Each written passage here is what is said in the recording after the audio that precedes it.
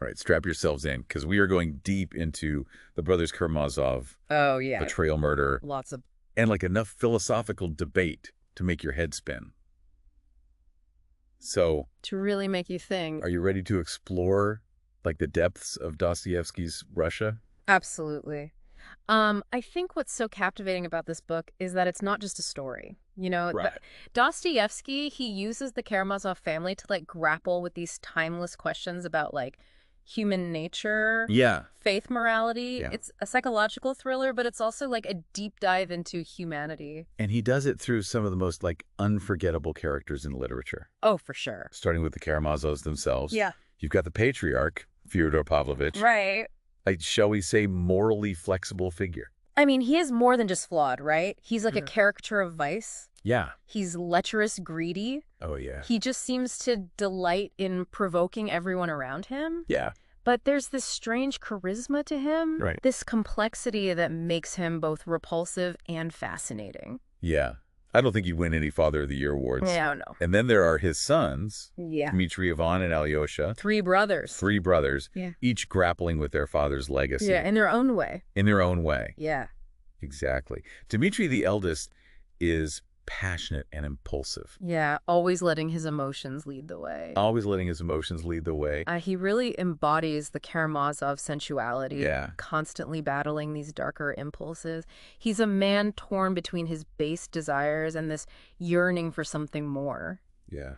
A longing for redemption that he just can't quite grasp. Then there's Ivan, The middle brother, the intellectual, the cynic. always questioning everything, Yeah. even the existence of God. Yeah, he seems to be the one who's like always poking at things. Yeah, he represents like the skeptical, rational side of human nature. Yeah. But he's so fascinating because that intellectual detachment, Yeah. it masks this deep inner turmoil. Yeah. Like he's wrestling with these huge existential questions. Right. And his ideas, particularly his rebellion against traditional morality, Yeah. I mean, they have a profound impact on what happens in the book. Yeah. It's as if his thoughts become actions, Right. almost influencing those around him without even realizing it. And finally, there's Alyosha, the youngest. Yeah, the complete opposite of his father. Yeah. He's seeking meaning and solace in faith. Yeah. He embodies the spiritual yearning, the search for redemption that you see throughout the book. Right. He's drawn to the teachings of the elder Zosima, Mm-hmm. finding a sense of peace and purpose in the monastery. Yeah. But even Alyosha's faith is tested as he witnesses the darkness and suffering that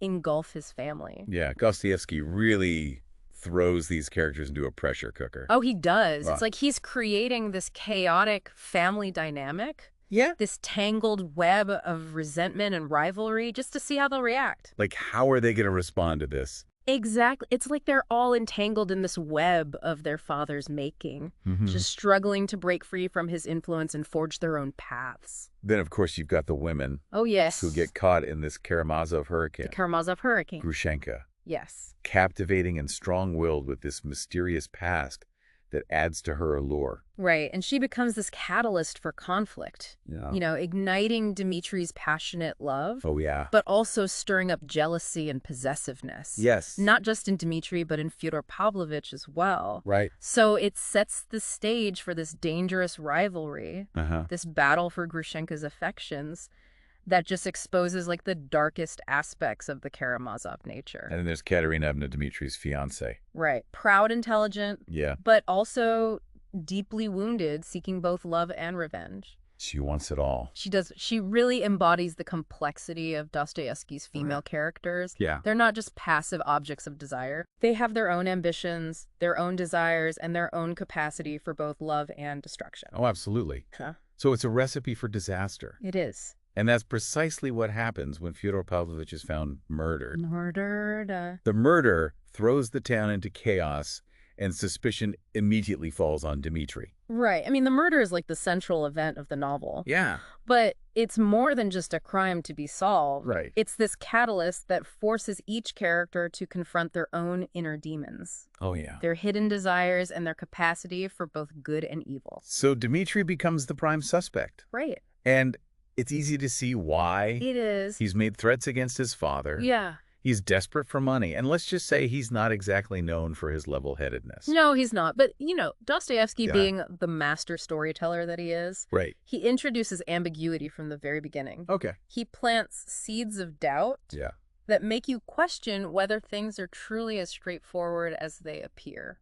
That's what's so good about this book. It's gripping. Yeah. It's a murder mystery, but it's also this deep dive into the human psyche. Yeah. So as we explore the possible motives Right. and the tangled relationships, we have to consider the role of other characters Right. like Ivan with his philosophical justifications for rejecting traditional morality, Yeah. and Smerdyakov, this cunning and resentful servant with this hidden connection to the crime. Right, and he's always kind of lurking in the background. He is. Smerdyakov is such a fascinating character. Well, he is. He's Fyodor Pavlovich's illegitimate son, Oh, right, yes. raised in the Karamazov household, but always treated as an outsider. Like he's part of the family, but not really. Exactly. His resentment towards the Karamazov brothers, especially Dmitri, it runs deep. Yeah. And this simmering anger, it becomes key in understanding his potential motive. Yeah, it's like Dostoevsky's setting up this classic whodunit, Right. but then he layers in these complex, philosophical and psychological themes that make you question everything. Everything you thought you knew. Yeah. Ivan's rebellion against God, Right. his famous Grand Inquisitor poem, Yeah. where he argues that humans can't handle true freedom. Right. It's not just an intellectual exercise. No. It becomes this unsettling force that might have directly contributed to the tragedy. And what's so brilliant about Dostoevsky Yeah. is that he doesn't shy away from these big He questions. goes right at them. He tackles Yeah. issues of filth-free will, the nature of good and evil. Yeah. And he does it in a way that's both intellectually stimulating and emotional gripping.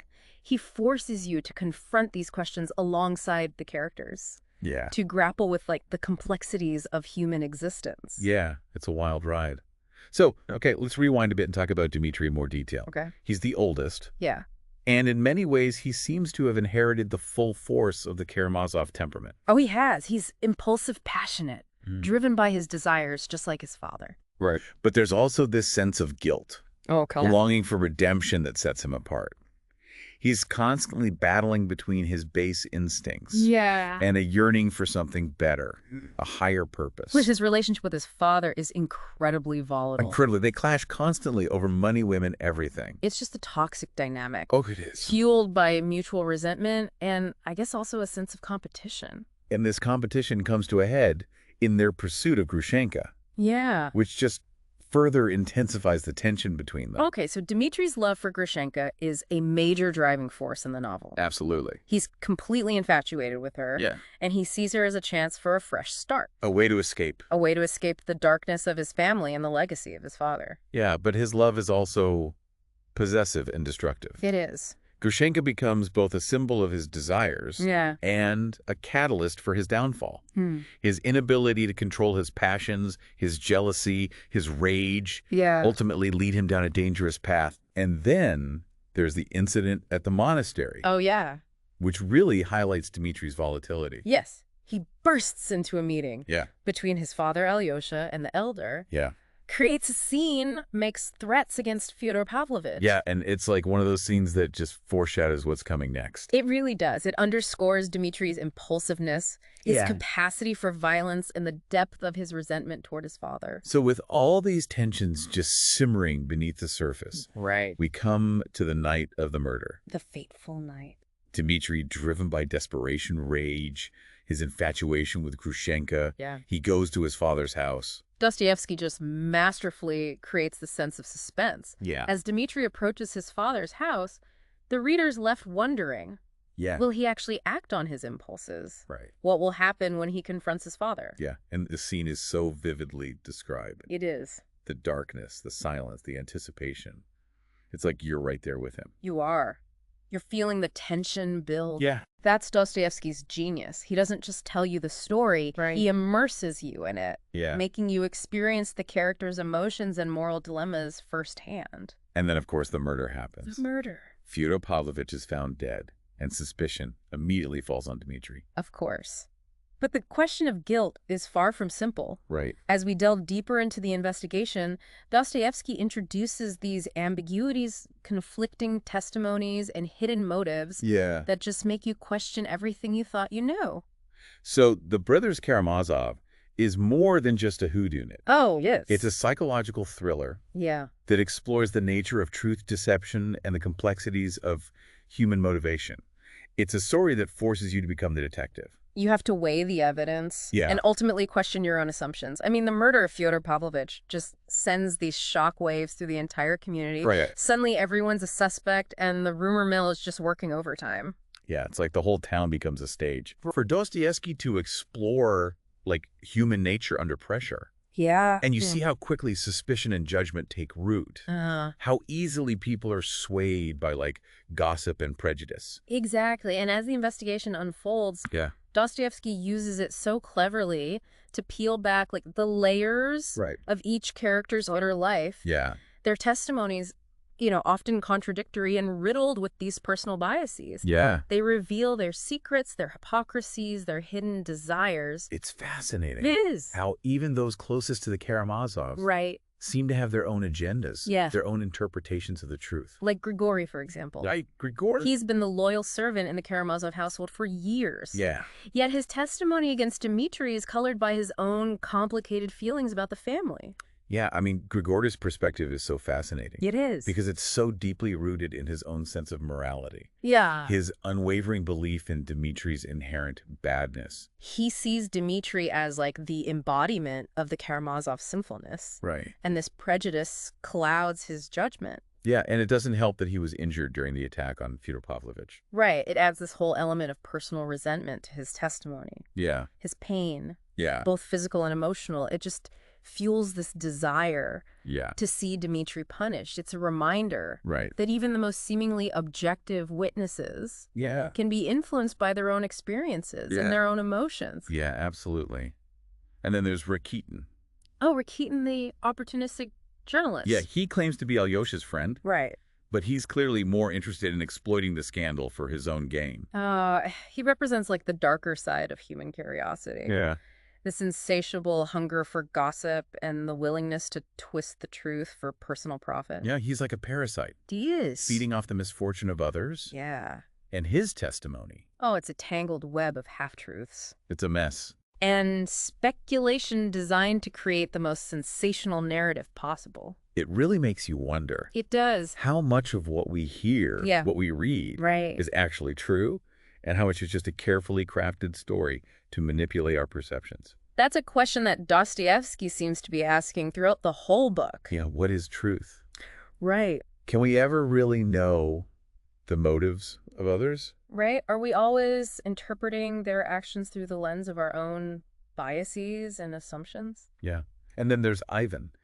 His role in the investigation is particularly intriguing. Oh, it's on the surface he appears detached. Yeah. Almost indifferent to his brother's fate. Yeah. But underneath that cool exterior, something much darker is brewing. Yeah, his philosophical musings about the meaninglessness of life and the absence of God take on this chilling new dimension in light of the murder. They do. He's wrestling with the implications of his own ideas. Wondering if his rejection of traditional morality might have somehow contributed to this whole tragedy. It's almost as if his words have taken on a life of their own. Right. Influencing those around him, including Smerdyakov. Yeah. In ways he never intended. It raises this crucial question of responsibility. Yeah. Are we solely responsible for our own actions? Right. Or can our ideas or words have these unintended consequences that ripple outward and shape the choices of others? And then, of course, there's Smerdyakov. Smerdyakov. This enigmatic figure lurking in the shadows of the Karamazov household. Right.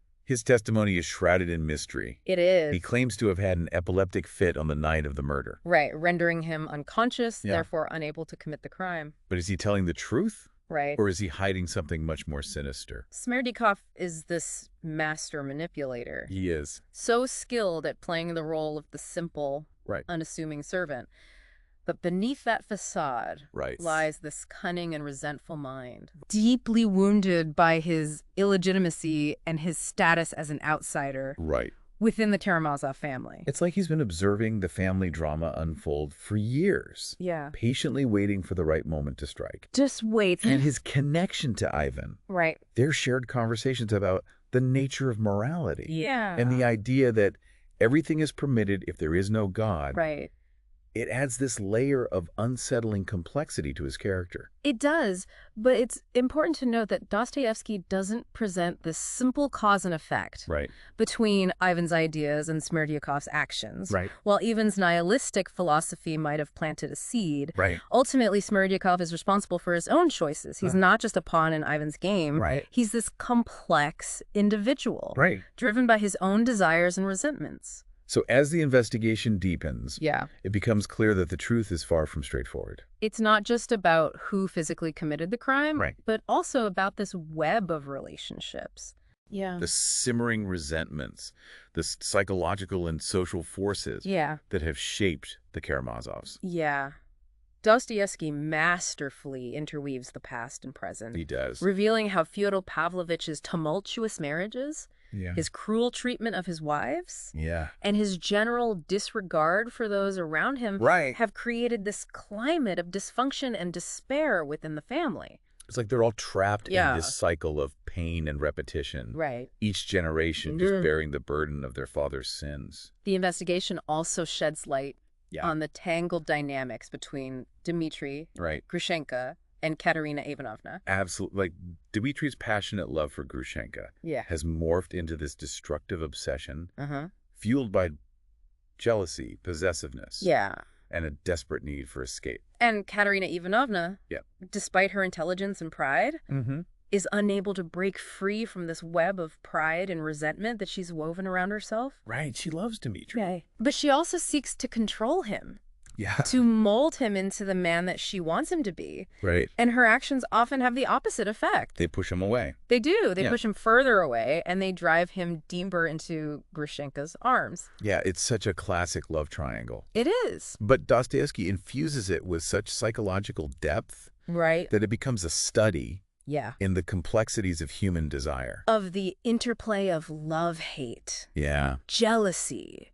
The destructive power of unchecked emotions. Absolutely. So as the investigation progresses, we're confronted with the realization that the truth is multifaceted, elusive, and often deeply subjective. It's not just a question of who committed the crime, but also of why. And how their actions have been shaped by this complex interplay of individual choices and external forces.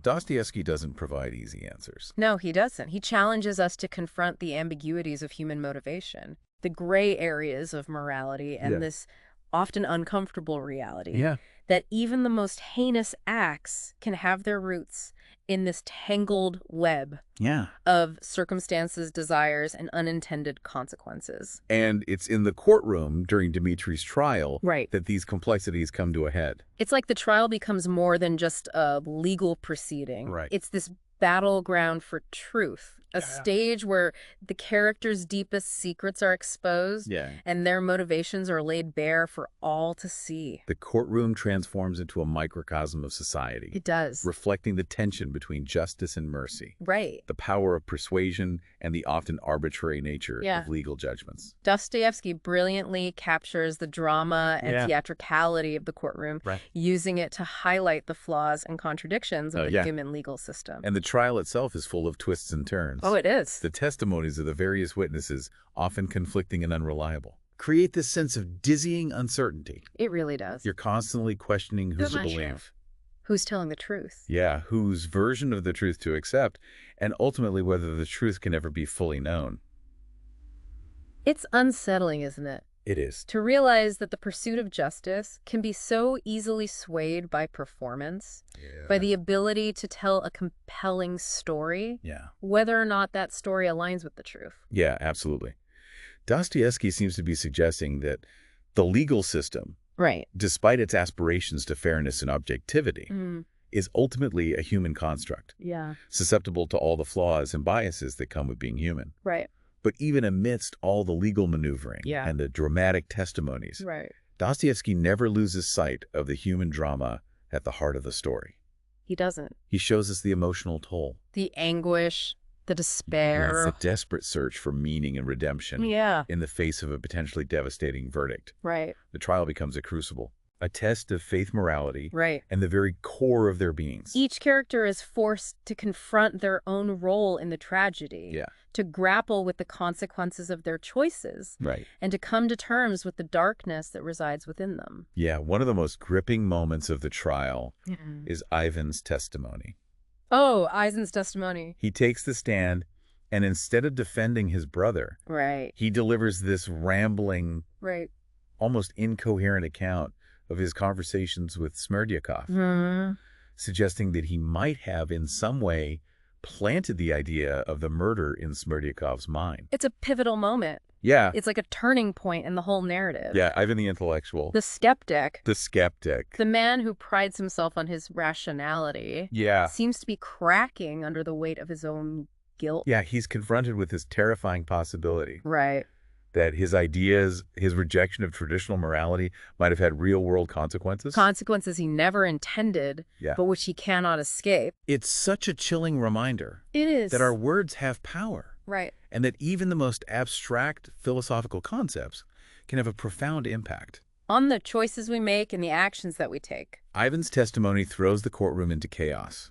It does. It raises questions about the nature of responsibility. The limits of free will. The dangerous potential of ideas to shape our actions. Yeah. And it also reveals the depth of Ivan's inner turmoil. Right. His struggle to reconcile his intellectual detachment with the emotional and moral complexities of this situation. And just when you think the trial couldn't get any more dramatic. Right. Katerina Ivanovna steps in and throws a bombshell into the proceedings. Oh, Katerina. She takes the stand and delivers this incredibly passionate, emotionally charged testimony, revealing that she had given Dmitri the money he was accused of stealing from his father. Her actions are so complex. They are. And multifaceted. On the surface, it seems like this act of selfless love, a desperate attempt to save Dmitri from a wrongful conviction. But her motives run deeper. Yeah. There's an element of pride, a need to assert her own moral superiority over Grushenka. Yeah. And perhaps even a subconscious desire to punish Dmitri for his infidelity. Wow, so her testimony throws the entire case into a tailspin. It does. It undermines the prosecution's claim that Dmitri killed his father for money. Right. But it also paints Dmitri in a less favorable light, revealing his dependence on women and his inability to manage his own finances. It's a fascinating example of how Dostoevsky's female characters are anything but passive. They're not. Katerina Ivanovna is a force to be reckoned with. She is. And her choices have a profound impact on the course of the trial and the fates of those involved. So the trial ends with the jury deliberating. Right. The characters left to grapple with the weight of their choices. And the reader on the edge of their seat wondering what fate awaits Dmitri Karamazov. As we await the verdict, we're left to ponder these larger questions that Dostoevsky has raised. Like what? What is the nature of guilt and responsibility?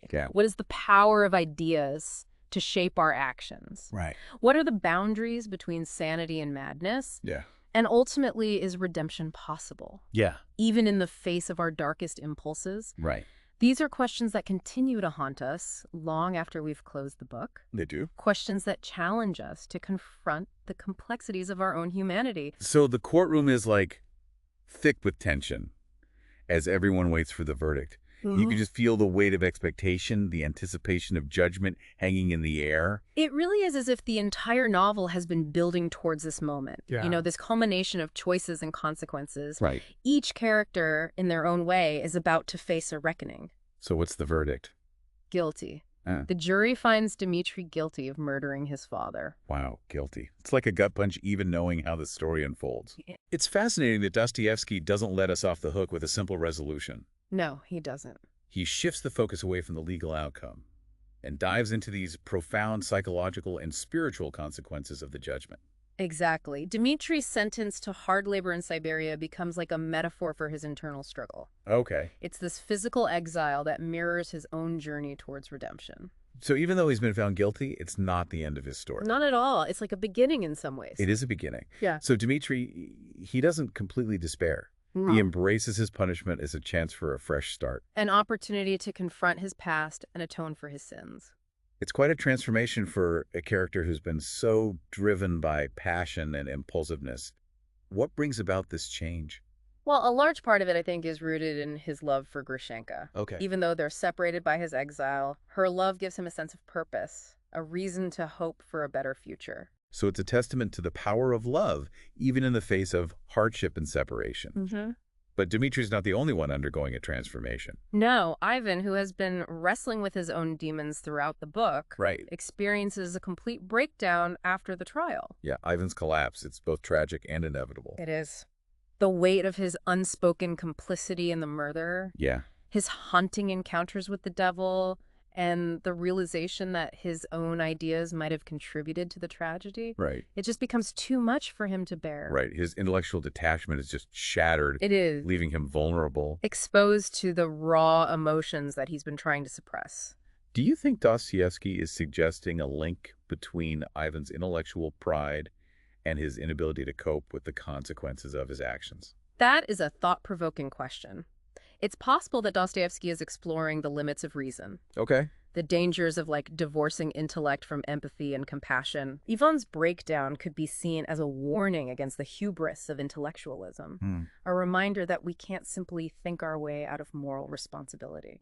Meanwhile, Alyosha continues on his spiritual journey, guided by the teachings of Father Zosima. Yeah, even amidst the darkness and suffering that engulf his family, he manages to hold on to his faith. It's like he represents this enduring power of hope and compassion. He doesn't judge his brothers. He loves them unconditionally, offering support and understanding even in their darkest moments. His faith isn't a naive denial of suffering. It's a source of strength, a way to find meaning and purpose in a world that often seems chaotic and unjust. His connection with the children he befriends is particularly moving. Yeah, it is. It's as if he sees in them a purity and innocence that's been lost in the adult world. Like a reminder of the potential for goodness and redemption that still exists. The episode of Alyosha? Oh, yeah, the sick boy who's been bullied and ostracized. Yeah. Alyosha's compassion. And his efforts to bring the boys together to foster forgiveness and reconciliation. It really highlights the transformative power of love and empathy. It does. It's a reminder that even small acts of kindness can have this ripple effect, creating a sense of community and healing. Even in the most challenging circumstances. Absolutely. And while the novel ends with Dmitri's exile to Siberia, it's not a story of complete despair. There's the sense of ambiguity of open possibilities. Dmitri's embarking on a journey of self-discovery and potential redemption. Ivan's breakdown, though tragic, could ultimately lead to a confrontation with his own demons, a path towards healing. And Alyosha, through his unwavering faith and compassion, embodies the enduring power of hope and the possibility of human connection even in the midst of suffering. So The Brothers Karamazov, it's a challenging and complex novel. It is. But it's also deeply rewarding. Oh, yeah. It's a story that stays with you, prompting you to think about the big questions, the things that truly matter in life. Dostoevsky doesn't give us easy answers. No, but he invites us to join him on this incredible journey into the depths of the human soul. He challenges us to confront our own complexities, to grapple with the forces of good and evil within us, and to search for meaning and purpose in a world that often seems devoid of both. And that's what makes The Brothers Karamazov a timeless masterpiece. It really is. It's a book that speaks to the core of the human experience, a story that continues to resonate with readers across generations and cultures. If you're looking for a deep dive into the complexities of the human condition, a novel that will challenge you intellectually and emotionally, look no further than The Brothers Karamazov. It's a journey you won't soon forget. And that's a wrap on our deep dive into The Brothers Karamazov. We've explored this intricate web of characters, relationships, and philosophical ideas that make this novel such a powerful and enduring work of literature. If this deep dive has sparked your curiosity, be sure to check out the show notes for links to further reading and resources. And as always, we'd love to hear your thoughts. Join the conversation on our social media channels and share your own insights and interpretations of this extraordinary book. Until next time, happy reading.